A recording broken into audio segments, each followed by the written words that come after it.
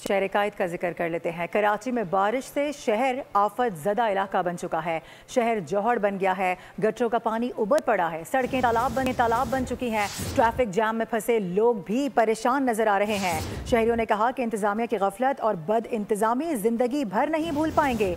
नई सड़कें एक ही बारिश से अपनी उम्र को पहुंच चुकी हैं।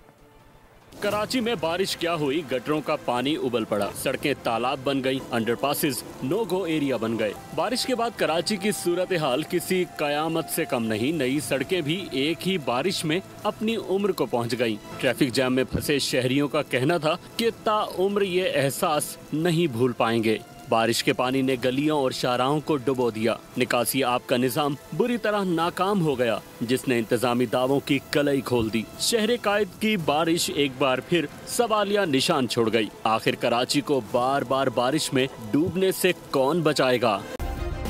सब्सक्राइब करें और बेल दबाएं ताकि कोई खबर रह न जाए।